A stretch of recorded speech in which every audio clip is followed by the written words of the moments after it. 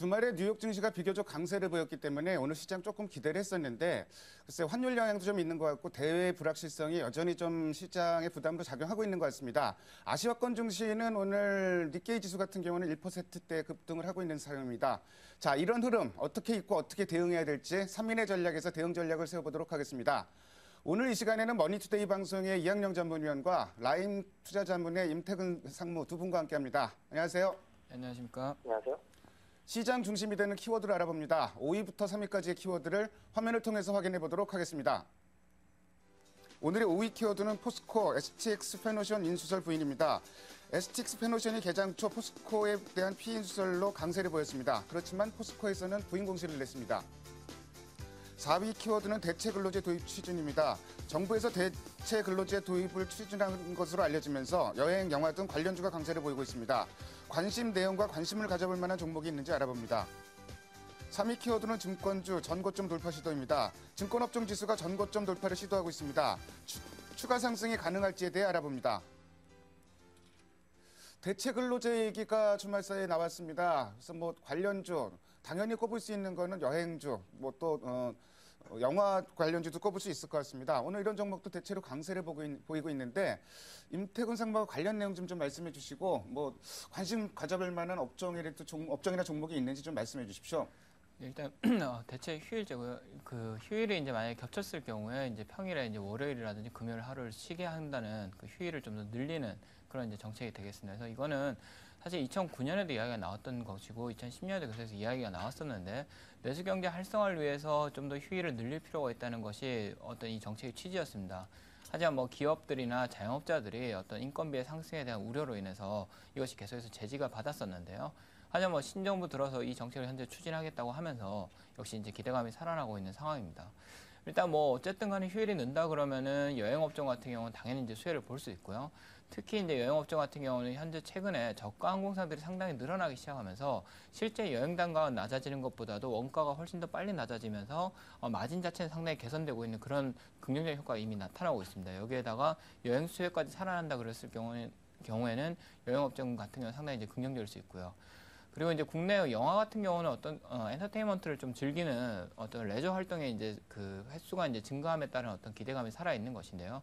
특히 지금 최근에 어떤 영화 관객 수들이 40대 이상의 어떤 중장년층을 중심으로 해가지고 영화 수요가 늘어나고 있는 점이 특히 긍정적입니다. 그래서 이 연령대의 어떤 휴일이 늘어난다는 것은 영화 산업 전체의 어떤 수요 자체가 늘어난 것이기 때문에 영화를 관람하겠다는 수요 자체가 늘어난 것이기 때문에 이들 업종에 대해서도 관심을 가질 필요가 있을 것 같습니다. 전체적으로 뭐 실적은 분명히 체크를 하고 넘어가게 됐지만 여행주라든지 영화 관련주 뭐 긍정적인 모멘텀으로 작용할 소지는 상당히 높은 것 같습니다. 물론 뭐 성사 여부는 확인 과정이 조금 더 필요하긴 할 것 같습니다. 자, 증권주. 요새 들어서 증권주가 작년과는 상당히 좀 다르게 움직입니다. 특히 이제 뭐 거래도 상당히 부진했었는데 2조 원대까지 떨어졌던 거래량이 뭐 최근에는 물론 4조 원대 내외로 좀 회복이 되긴 했지만 아직까지 절대 거래량은 좀 거래대금은 좀 부족한 상황이고 근데 일단 오늘 뭐 전고점 돌파를 시도하면서 좀 다른 모양이 나타나고 있습니다. 증권주의 전고점 돌파 시도 이학영 위원은 어떻게 보십니까? 네, 여전히 저는 시장의 주도주로 부각할 가능성이 크지 않다라는 기본적인 생각을 갖고 있고요. 질수 정도의 상승률에 만족할 수밖에 없다라는 생각을 갖고 있습니다. 물론 이제 전통적으로 이제 거래 바닥은 주가 바닥이라고 그래갖고요. 거래가 바닥이 되면 언젠가 주가는 올라갈 것이고요. 그런 관점에서 주시장도 좀 회복될 것이고, 그러면 이제 당연히 증권회사도 좋아진다는 소위 이제 막연하고 어떤 비근거 약한 어떤 규정은 충분히 가능하죠. 심리적으로는 또 그렇게 될 수도 있습니다. 다만요, 몇 가지 우리가 그 사실을 체크해 보면 증권회사 입장이 그렇게 넉넉하지 않습니다. 지금 현 정부, 신정부가 들어섰는데요. 그 대주주 중심의 주식 양도 차익과를 바로 이제 강화한다고 예진하고 있고요. 장기적으로는 이제 증권회사에서 가장 두려워하는 거 있지 않습니까? 주식 양도 차익과를 전면적으로 과제하겠다는 것은 장기 과제를 제시하고 있기 때문에요. 그렇게 시장이 만만해 보이진 않습니다. 특히 증권주 입장에서 보면요. 분명히 단기적으로 봤을 때는 추가적인 금리 가능성이 있고요. 그에 따라서 증권주의 단기 모멘텀의 가능성도 분명히 있습니다. 또 이제 지난 주말에 또 나왔던 얘기가 결국 코넥스라 그래갖고요. 코스피, 코스닥에서 제3의 시장을 이제 개설한다는 거 아닙니까? 올해 하반기 중에. 그럼 당연히 증권회사, 특히 IB 쪽에서 파트에 좀 강한 증권사는 당연히 새로운 비즈니스 거리가 생기니까 분명히 그런 것들도 뉴스 모멘텀이 되겠습니다만요. 그런데 증권회사 입장에서 보면 장기적인 성장성도 극히 불투명하고요. 수익성을 찾기가 쉽지 않습니다. 지난주에도 계속 얘기가 나왔지만 증권회사에서 이제 수익성을 다변화하겠다, 여러 가지 신규 사업을 창출하겠다 이런 것들은 20, 30년째 하는 얘기인데요. 전혀 웬만한 증권사들은 거의 해결된 적이 없습니다. 결국은 거래가 많이 되고요. 주시장이 엄청난 하락이 되고 그것도 개인 중심의 매매가 많이 늘어나야지 증권회사가 좋은 거죠. 워낙 재미가 없었으니까 증권회사가 좋아진다는 것은 순전히 기대감에 불과합니다. 또 이제 박근혜 정부가 이제 이전에 선거할 때 3,000포인트 얘기했지만 그것은 이명박 정부도 얘기했던 것인데 그것은 어떤 공약이란 것이 될 수가 없는 것은 너무나 명확한 것이고요. 그건 하나의 비전 아닙니까? 그것 때문에 주가 오른다는 생각 자체는 한마디로 넌센스라는 생각 갖고 있습니다. 증권주 기대감에 의해서 증권주가 올라가는 적이 많은데 증권주가 과거와 같은 고베타 업종이 아니라는 점도 감안을 해야 될 것 같고요. 정책적인 부담도 좀 따르는 것 같습니다. 좀 냉정하게 판단할 필요가 있을 것 같습니다. 다음으로 오늘의 2위 키워드를 화면을 통해서 확인해 보도록 하겠습니다. 오늘의 2위 키워드는 박근혜 정부 출범입니다. 아무래도 오늘 가장 중요한 뉴스일 것 같습니다. 글쎄 여러 번 언급이 됐었는데 오늘 취임식이 있었고 새 정부 출범 첫날이기 때문에 다시 한번 좀 짚어보도록 하겠습니다. 물론 우선 정책적으로 수혜가 예상되는 업종들이 좀 있을 것 같은데요. 이학년 위원이 좀 정리해 주십시오. 네, 그 세 가지가 집중적으로 증권업계에서 얘기가 되고 있는 건 사실입니다. ICT 산업을 활성화하겠다, 기업도로 들어섰을 것이고요. 중소기업을 육성하겠다, 대기업의 과도한 이런 것들은 좀 규제하겠다는 얘기. 그리고 중산층을 재건시키겠다. 이런 것들이 결국 이런 것들을 세 가지, 네 가지로 묶어갖고 증권회사에서는 각종 자료도 양산하고 있고요. 그에 따라서 종목도 발표를 속속하고 있는 것이 사실입니다. 증시 입장 구체적으로 보면 시스템 업체들이요. 당연히 ICT가 들어가니까요. 소프트 업체도 마찬가지겠고요. 중산층을 재건하기 위해서 은행들도 이렇게 살려주고 그러니까 금융, 그리고 부동산 이렇게 하니까 건설회사 이렇게 좋아질 수도 있겠죠. 그리고 여기저기서 얘기 많이 하는 헬스케어 관련주들도 주목하자는 주장이 분명히 있고요. 그런 의견에 일리가 있는 것은 사실입니다. 그렇지만 장기적으로 보면 저는 이렇게 봅니다. 금융 오히려 지금 현 정부의 몇 면이 지금 인선된 사람들, 물론 아직 정식 임명된 건 아니지만요. 금융 정책에 적극적으로 대응하겠다는 얘기하고 있고요. 결국은 잠재 성장률을 끌어올리는 것은 대한민국 하나밖에 없죠. 결국 수출 중심의 성장률 확보에 주력할 가능성이 크기 때문에 올해 저는 대기업 위주의 정책이 강화될 가능성을 염두에 둬야 된다는 생각 갖고 있습니다. 그건 그렇고 오히려 상대적으로 약세를 보이는 것들은 오히려 좀 매수 기회라는 생각 갖고 있습니다. 예를 들어서 KT나 LG 플러스, SK텔 그런 것들이 지금 들어서 특히 KT 같은 것이 많이 빠졌는데요. 동시에 갈비를 없앤다 이런 것 때문에 떨어진 것도 있고 그런데 그런 건 좀 약간 넌센스 같고요. 오히려 그런 것들에서 많이 떨어진 것들이 있다 그러면 그것 때문에 오히려 살 수 있는 기회가 될 가능성이 있고요. 사실 관련주로 수혜주로 분류된 것들은 큰 주식이건 작은 주식이건 저라면 다 팔고 수익을 챙기라고 권해드리고 싶네요. 일단 정책 수혜주라 그런 종목들이 대부분 좀 바람을 타고 단기간에 급등하는 경향도 강한데 장기적으로 봐서는 조금 더 확인할 과정이 많은 것 같습니다. 그리고 특히 이학년 위원이 지적하셨듯이 성장률을 높이기 위해서는 결국 경제 정책상으로 수출주, 특히 대기업 위주의 정책이 나올 수 있다는 점, 중기적으로는 이런 점을 오히려 더 참고했지 싶습니다. 반대로 여러 가지 정책적 규제라든지 이런 부분 때문에 조금 우려되는 업종들도 있을 것 같은데 여기 관련된 내용은 임태근 상무가 좀 정리해 주세요. 예, 앞서 말씀하신 거랑 조금 차이가 있을 수도 있겠는데요. 일단 지금 이 정부가 들어서면서 이제 강조하는 것이 균형 성장을 이제 강조를 하고 있습니다. 그러면 이제 앞선 시대가 결국 비균형 성장이었다는 건데, 그럼 어떤 것이 균형에 맞지 않았냐를 놓고 보면은 저희 경제 구조 자체가 내수시장보다는 수출의 의존도가 너무 높았다는 것이 균형이 안 맞았다고 판단을 하고 있는 것이거든요. 그래서 앞서 이제 글로벌 금융 위기 이후에 우리가 환율 자체가 상당히 이제 원화 약세를 유지하면서 수출주에 좀 긍정적인 영향을 끼쳤는데 아마도 이 새 정부 들어서는 이런 비균형적인 모습들을 균형으로 찾아가기 위해서 좀 인위적인 환율 약세를 만들어 나가는 정책을 좀 가동하지는 않을 것으로 보입니다. 그래서 아마 지난 2월에도 사실 이제 이번 달이죠. 금융통화위원회에서 금리를 좀 인하하지 않을까라는 기대감이 있었는데 아무래도 이제 엔화 약세에 대한 어떤 대응으로 하지만 금리 인하를 하지 않았던 이런 상황을 봤을 때는 좀 어떤 단기적인 환율에 대한 어떤 그 움직임을 통해 가지고 수출을 부양하는 이런 식의 어떤 정책이 나오지 않을 것으로 보입니다. 그렇기 때문에 이제 수출 경쟁력이 좀 상품 경쟁력이 떨어진다든지 한계 성장이 좀 달한 어떤 기업들 같은 경우는 좀 선별해서 접근해 볼 필요가 있는 그런 시점인 것 같고요. 다음으로 좀 더 규제가 이제 들어가는 업종들은 가장 큰 게 아마 은행 업종일 것입니다.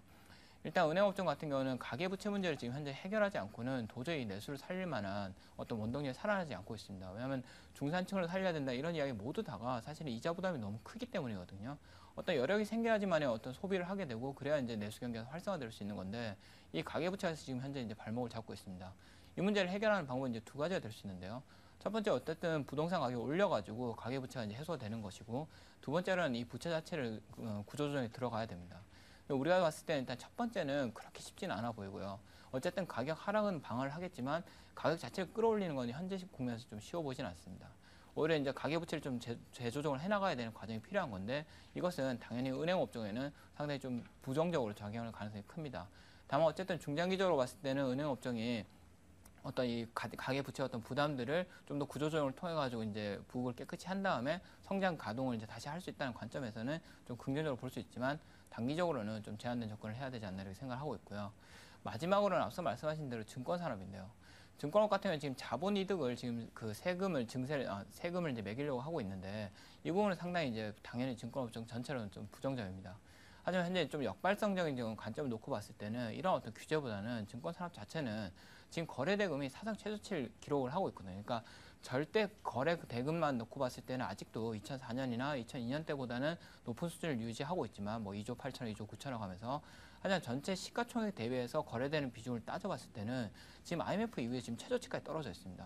보통 증권업종이 바닥을 찍고 돌아서는 어떤 관점은 역발성적인 관점으로 접근을 해야 되는데 항상 거래대금이 최악인 국면에서 증권업종이 바닥을 만들었지 절대로 고점을 만들지는 않았었거든요. 다행히 그렇기 때문에 향후에 어떤 경기가 좀 뭐 살아난다든지 아니면 거래대금이 이제 가장 최악의 국면을 지나간다는 국면을 놓고 봤을 때는 증권산업은 조금 다르게 접근할 수 있지 않을까 이렇게 기대해 봅니다. 박근혜 대통령께서 당선인 시절에 사실은 뭐 환율에 대해서 비교적 좀 강도 높은 좀 발언을 했었고 또 이제 뭐 다음 달에는 뭐 금리를 뭐 인하할 것이라는 확정적 발언들이 나오고 있는데 전반적인 정책은 조금 더 지켜봐야 된다는 시각이신가요? 예, 아무래도 사실은 2월에 가장 이제 환율 관련돼서는 좀 대응할 그 여지가 많았다고 생각이 되는데 생각보다 뭐 금통위에서 환율 자체는 어떤 타겟팅이 아니라는 이야기를 하면서 좀 한 발 무르는 모습을 나타냈거든요. 그렇다면 지금 현재 이제 엔화 그 약세되는 국면이 약간 좀 완화되는 국면에 들어가고 있는데 저희가 환율만 놓고 어떤 정책적인 대응을 하기는 좀 쉽지 않아 보입니다. 일단 오늘 뭐 새 정부 출범 첫날이기 때문에 어떤 경제 정책이 나올지 뭐 조금 더 실행 과정을 좀 지켜봐야지 확인이 될 것 같고요. 아마도 그 첫 번째 판단의 근거는 환율에 대해서 어떻게 대응하는지 이 부분이 가장 중요한 판단의 그 잣대가 될 것 같습니다. 다음으로 오늘의 1위 키워드를 화면을 통해서 확인해 보도록 하겠습니다. 오늘의 1위 키워드는 소강 국면입니다. 미국에서 버냉크 의장이 한마디 하면서 왕양적 완화 논란은 뭐 일단 일단락이 좀 된 것 같습니다. 이 얘기는 사실 뭐 금요일날 우리나라 시장에는 어느 정도 좀 선반영된 부분도 있는 것 같은데 그걸 감안해도 우리 시장 흐름은 상당히 좀 지지부진한 것 같습니다. 이런 흐름이 이어질지 또 어떻게 대응해야 될지 이학년 위원이 좀 대응 전략 좀 말씀해 주세요. 네, 다들 이해하시다시피 우리 시장의 가장 큰 변수는 지금 엔화로 보셔야죠. 엔화의 움직임 그리고 일본 시장과 지금 완전히 반대로 가고 있다라는 점, 정말 이해하시면 좋을 것 같습니다. 일본의 엔화가 지난주 93년 초반대에서 이제 진정되는 모습을 보여줬는데요. 일단 이제 일본의 이제 중앙은행 총재가 이제 내정된 거 아닙니까? 아시아개발은행 총재인데요.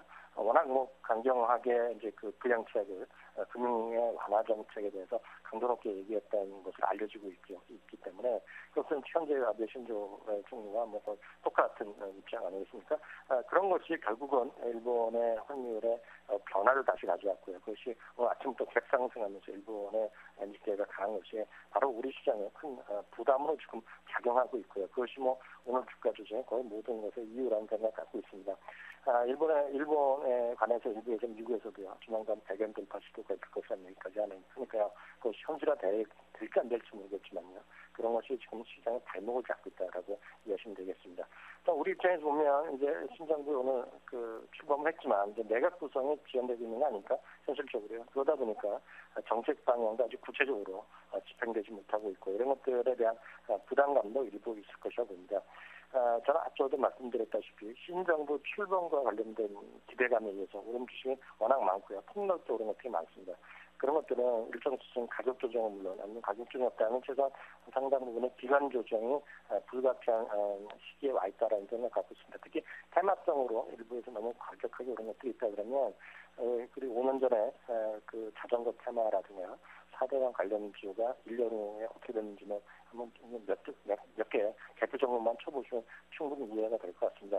보다 좀 보수적으로 장기적으로 시장에 대응하셔야 될 것 같고요. 시선 1974년 주식 비중은 70에서 80%, 그리고 투기적 매매는 자제하지 않은 말씀 다시 꼭 드리고 싶네요. 현재 코스피는 2010포인트 선까지 밀렸습니다. 낙폭이 조금 종반에 더 커지고 있는데 조금 불안한 모습인 것 같고요. 코스닥 같은 경우는 글쎄요. 코스닥도 상승폭이 많이 반납을 했는데 그래도 빨간불은 계속 들어오고 있습니다. 특히 뭐 코스닥 같은 경우는 최근에 외국인들이 계속 주식을 사고 있기 때문에 나쁘지 않은 흐름이라고 보는 시각들이 좀 많은 것 같은데요. 임태근 상무는 어떻게 보세요? 일단 코스닥 경우 앞서 그 정책 분석하실 때도 말씀하시던데 일자리를 늘리기 위해서는 어쨌든 중소기업이 이제 성장할 필요가 있는 것이거든요. 어쨌든 대기업들이 투자를 늘리는 것 가지고는 사실은 고용이 없는 성장이 이루어졌었기 때문에 앞으로 이제 고용 있는 성장을 늘리기 위해서는 당연히 중소기업을 이제 활성화하고 많이 지원을 해야 됩니다. 그래서 이제 정부 차원에서 은행들에게 어떤 대출을 좀 지원할 수 있도록 계속 이제 드라이브를 걸고 있고요. 여기에 따라서 어떤 수혜를 볼 수 있는 걸 우리 주식시장에서 놓고 보면은 결국에는 중소기업들이 이제 유동성을 많이 지원받기 위해서 시장에 어떤 등록이 되는, 그러니까 코스닥 시장에 이제 상장되는 그런 경로가 좀 더 쉬워질 수 있는 방안으로 좀 지원이 될 수 있을 것 같고요. 이외에는 또 장외 시장의 어떤 활성화를 위해서 정부가 좀 더 지원해 줄 가능성이 있을 것 같습니다. 근데 이렇게 되면은 실질적으로 이제 직접적인 어떤 혜택을 1차적으로 보게 되는 거는 결국에는 뭐 창투사나 이런 회사들이 될 수가 있는데요. 어쨌든 이제 투자를 해놓은 다음에 이들 이제 투자한 자금을 좀 엑시트 하려고 이제 항상 이제 좀 연구를 하고 방법을 찾고 있었는데 이걸 정부가 도와주는 측면이 있기 때문에 단기적으로는 일단 창투사의 어떤 수혜가 좀 예상이 되는 것 같습니다. 일단 코스닥은 일단 외국인들도 사주는 부분도 있지만 어떤 정책적인 수혜감 때문에 좀 오르는 업종들도 상당히 좀 많은 것 같습니다. 목석을 가를 필요는 분명히 있을 것 같고요. 어쨌든 뭐 최근에 코스닥이 이렇게 뭐 안정적으로 올라오고 있는 거는 외국인들이 주식을 사주고 있기 때문에 외국인의 수급은 반드시 좀 체크하면서 매매할 필요가 있을 것 같습니다. 지금까지 5가지의 키워드를 통해서 오늘 시장의 흐름을 살펴봤습니다. 두 분 말씀 잘 들었습니다. 감사합니다.